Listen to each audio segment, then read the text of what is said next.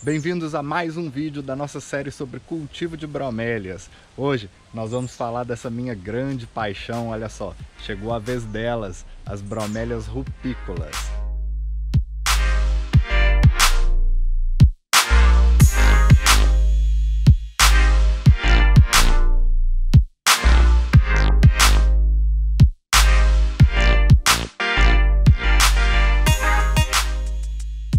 Você aí nunca viu a minha cara antes, muito prazer, meu nome é Carlos Lage, esse é o nosso Habitat Brasileiro, um canal dedicado exclusivamente ao cultivo e à preservação das espécies brasileiras. Plantas rupícolas são plantas que crescem em ambientes rochosos, ou seja, lugares cheios de pedra.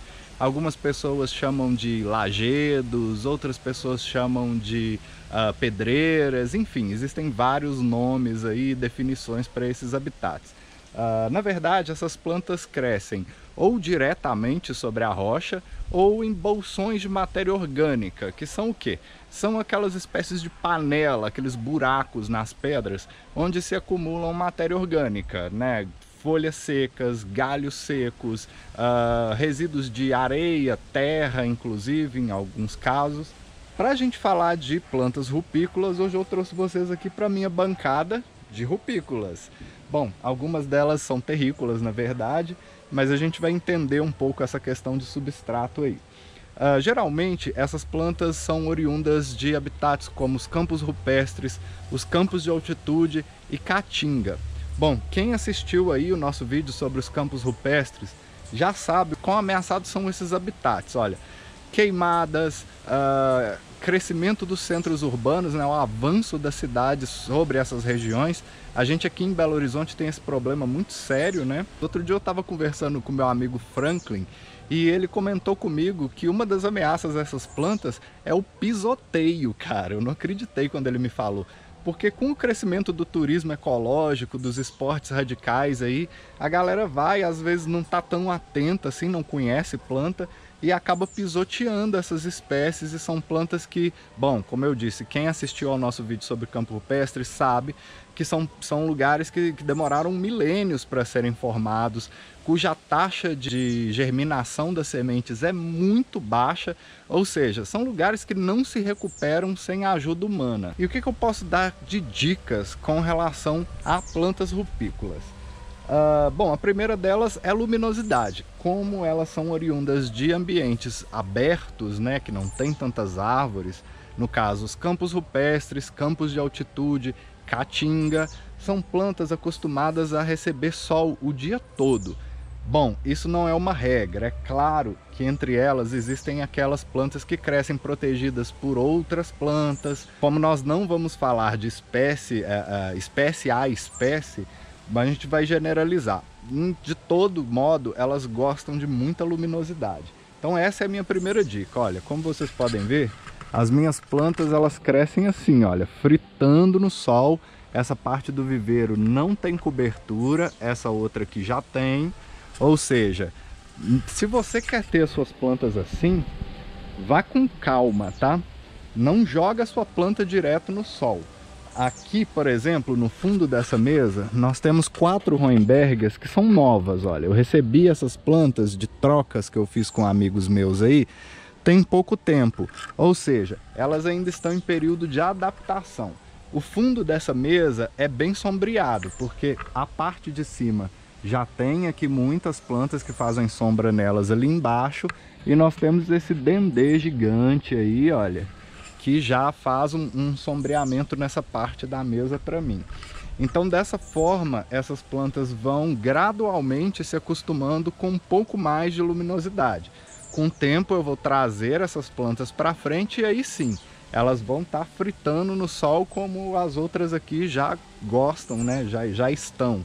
Aqui nós temos algumas espécies, olha, vou mostrar para vocês. A maioria delas são bilbergias. Como vocês podem ver, também elas estão protegidas aqui pelo sombrite. E porque nessa época do ano é uma época onde o sol é bem intenso, chove bastante. E assim, pelo menos aqui na minha região, essa é uma receita para o desastre. Boa parte das minhas plantas não estão acostumadas com esse tipo de essa combinação, né? Que é muita umidade e muito calor. Então pode acontecer que algumas plantas não resistem e acabam apodrecendo, né? Como esse ano eu perdi aqui duas espécies incríveis, assim, duas plantas que eu cultivava já há muitos anos e que infelizmente elas não resistiram. Infelizmente o meu viveiro ainda não está em condições ideais, né? Como vocês puderam ver aí, eu tenho esse sombrite que inclusive é um sombrite muito baixo, não tenho nenhuma proteção contra a chuva e não tenho muito controle dessa rega porque infelizmente eu não moro aqui. Com relação a substrato, não existe um substrato específico para plantas rupícolas, né? Em alguns casos, como as Roembergias, deixa eu ver quem mais aqui, essa Eckmia, essa Vrisia, elas possuem substrato para plantas epífitas, porque ajuda a drenar mais rápido, como a maioria delas possui esse bojo coletor de água, né, esse tanque coletor de água. Elas vão exigir uma drenagem mais rápida no substrato, porque elas dependem da água mais no bojo do que no substrato. Se você perdeu o nosso vídeo aí, que tem, eu faço vários mix, diferentes possibilidades de substrato para epífita, pega o card aqui, porque lá você vai ver que com os mesmos materiais, apenas variando aí a quantidade, ou inserindo uma coisa a mais, retirando outra, você consegue fazer um substrato ou que priorize a drenagem da água ou que priorize a retenção da água. Então você pode fazer esses pequenos ajustes dentro de uma mesma categoria para que você ofereça para sua planta aí o regime hídrico, né, necessário para que ela se desenvolva bem.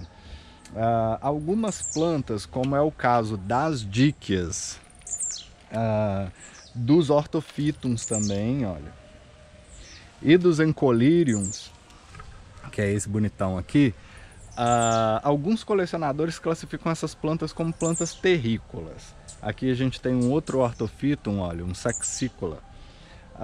Bom, de fato, algumas díquias, alguns encolíriums e alguns ortofitums realmente se desenvolvem em terra, mas boa parte deles se desenvolvem nesses bolsões de matéria orgânica que a gente estava falando.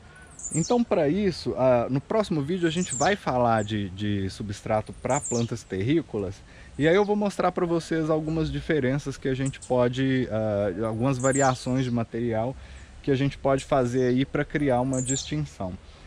Boa parte das díquias, inclusive, são rupícolas, né? Então eu evito um pouco usar terra e areia, exceto para algumas espécies. É aquilo, como a gente não está falando de uma espécie em específico, é muito difícil a gente criar aqui uma receita de substrato, até porque essas receitas vão variar muito conforme o regime da sua própria região, né? O regime climático aí da sua própria região. Se é um lugar que chove muito, você vai precisar de mais drenagem.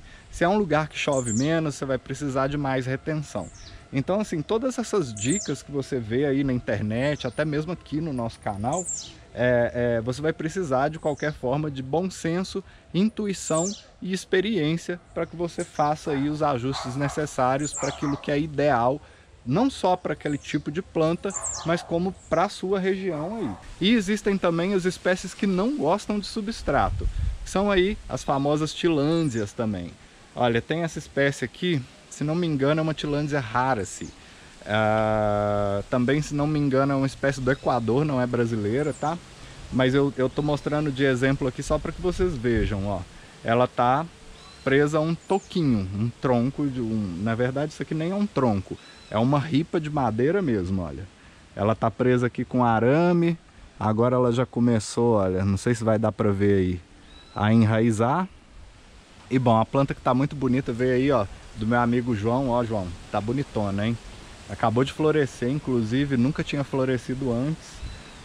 Enfim, então espécies como tillandsias, algumas vrisias, os stigmatodons, né, que são aí, vou dizer, uma nova divisão das vrisias, né? Antes eram todos classificados como vrisia, e agora nós temos essa divisão entre vrisia e stigmatodon. que gostam de um substrato ou muito drenável, né, como é o caso dessa aqui, olha, a Vrisia lancifolia. Vrisia lancifolia também é rupícola, geralmente ela cresce direto sobre a rocha, não tem nem nada na raiz. É uma planta bem delicada em cultivo, tá bem difícil de cultivar essa planta. E no caso a minha aqui tá com um pouquinho de substrato para epífita, com pedra pura, como vocês podem ver também no vaso de barro. A dica do vaso de barro é que se você tem uma planta, espécies aí que não toleram mesmo umidade, e às vezes você tem um verão intenso como o meu, o vaso de barro vai ajudar com que esse substrato fique ainda mais seco, ou seja, que ele seque ainda mais rápido, porque o barro respira, né? Um outro aspecto interessante, aliás, um dos motivos para eu amar as plantas rupícolas, é que elas são extremamente coloridas, o formato muito interessante, e aí elas rendem jardins incríveis, assim. Eu nem chamo isso daqui de jardim, porque esse na verdade é meu campo de testes, né? Mas eu vou dar uma passada geral com vocês aqui pelos meus canteiros rupícolas, e aí vocês vão ver na prática como essas plantas ficam aí no jardim. Olha, aqui nós temos algumas Roembergias, olha, bem bonitas. Essas Roembergias, eu suponho que sejam uma variedade da Roembergia vestita, tá? Alguns especialistas aí já me falaram que é esse o caso. Temos aqui essa Neuregelia concêntrica do meu amigo João aí também. Olha só, João, como é que estão bonitas elas. Acabou de florescer aqui, quero ver se vai ter algum fruto para a gente tirar sementes. Não sei, porque eu não polinizei. Aqui nós temos algumas díquias, olha. Essa eu suponho que seja uma díquia grande dentata. O meu amigo Flávio aí, ó, ficou de confirmar pra gente. Temos aqui Neuregelia mucugensis, também é uma espécie lá da Chapada Diamantina. Temos essa beleza aqui, olha, que acabou de florescer. Deixa eu mostrar para vocês aqui as flores, olha. É uma Bilbergia elegans. É uma planta aqui da minha região mesmo. Próxima aqui a Belo Horizonte, existem algumas populações dela. Temos aqui essa díquia muito bonita, também esqueci o nome. Temos aqui umas pequenas Roembergias igatuenses crescendo aqui. Tem essa díquia aqui também, olha, bem bonita. Temos esse Orthophytum saxicola. Essas aqui eu suponho que sejam híbridos da Neuregelia baiana, porque elas nasceram de sementes aqui na coleção também. E temos também outras plantas que não são brasileiras, mas que eu gosto bastante porque ajudam aí a compor esse aspecto mais natural do canteiro. Temos aqui uma Ruernia do meu amigo Yuti. Temos aqui uma Mamilária também bem bonita, olha como eu já espalhei umas mudinhas dela. Tem essa outra Mamilária prolífera, também bem bonitinha. Esse Orostaques aqui, olha, uma suculentinha. Ela é bem interessante porque, olha, quando você tem um jardim de pedras, elas vão te ajudar a selar as frestas entre as pedras. E é bem legal porque essa plantinha aqui, durante o inverno, ela entra em dormência. Então ela perde as folhas completamente. E aí ficam umas bolinhas bem sequinhas assim. Quase não dá para perceber que elas estão aqui. Mas quando elas rebrotam com mais intensidade. Olha aqui, olha. Que bonitinho saindo aqui na fresta da pedra, olha. Bom, e eu gosto bastante, não abro mão, embora minha coleção seja dedicada aí a plantas brasileiras. Existem umas exóticas que eu não abro mão, porque além de muito bonitas, elas são muito úteis. Nós temos aqui também, olha, essa díquia. Não sei também, essa espécie a gente está para confirmar ainda se isso é díquia milagrensis ou não. Temos aqui algumas Neuregelias baianas, olha. Essa daqui inclusive acabou de florescer, não sei se vai dar para ver direito aí. Bom, e também nem tudo são nem tudo são bromélias, né? Nós temos aqui essas plantas muito especiais para mim também, olha, que são velósias. Essa velósia aqui, ela foi germinada em 2015. Olha como é que ela já tá grandinha, tá crescendo aí, olha. Temos essa outra aqui, também foi germinada em 2015. Olha como ela já está grandinha. Essa é uma planta incrível. Temos esses cactos aqui que é do meu amigo Ezequiel, lá de Portugal. Olha, ele me mandou sementinhas dele também. Esqueci, viu, qual que é a espécie, mas enfim. Temos aqui uma Cattleya caulescens, né? Antiga Lélia. Tá aí bonitinha também, olha, enraizando aqui na pedra. Esse é um teste, na verdade, que eu fiz. Eu não tinha muita esperança dessa planta se adaptar e conseguir prosperar sem adoecer, mas já tem 2 anos, eu acho, que ela tá aqui e tá bem bonita, olha, inclusive ela já floresceu algumas vezes. Interessante é que aqui no canteiro ela fica bem compacta e bem avermelhada, olha. Temos essa outra dica aqui, que eu não sei o nome, a Ruernia do Yuti, olha. Ela vem espalhando sementes, cara. Tá nascendo para todo lado também. Olha aqui um filhotinho de Ruernia bem pequenininho, olha. Nasceu aí de semente. Inclusive eu queria agradecer aqui ao meu amigo Rafael, que me mandou, olha só que legal, sementes de Velosia cândida da coleção dele. Olha que bonitinho. Ó, Rafa, valeu, viu, cara? Eu vou semear hoje mesmo.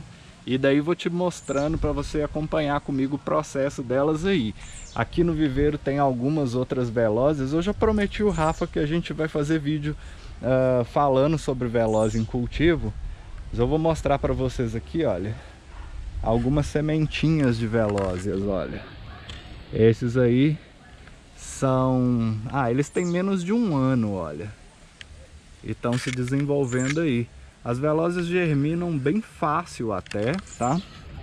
Então, com certeza a gente vai falar delas sim, porque é um grupo de plantas que me preocupa muito, né? Porque são plantas bem importantes para esses habitats e que são plantas muito pouco conhecidas em cultivo ainda. Bom, se você chegou até o final desse vídeo, primeiramente muito obrigado. Depois eu gostaria de convidá-lo a participar aqui do nosso canal. Deixa aí nos comentários que espécies ou gêneros de bromélia você gostaria que eu fizesse vídeo a respeito. E aí a gente se aprofunda em curiosidades e técnicas de cultivo, gênero a gênero, espécie a espécie, enfim, fica a seu critério, eu conto com a sua ajuda. Como eu disse, deixa aí nos seus comentários também qualquer sugestão, qualquer observação que vocês tenham a fazer, qualquer informação complementar também é muito bem-vinda. E bom, eu vou deixando vocês por aqui. Muito obrigado pelo carinho e pela confiança de sempre. Um abraço e até o próximo vídeo.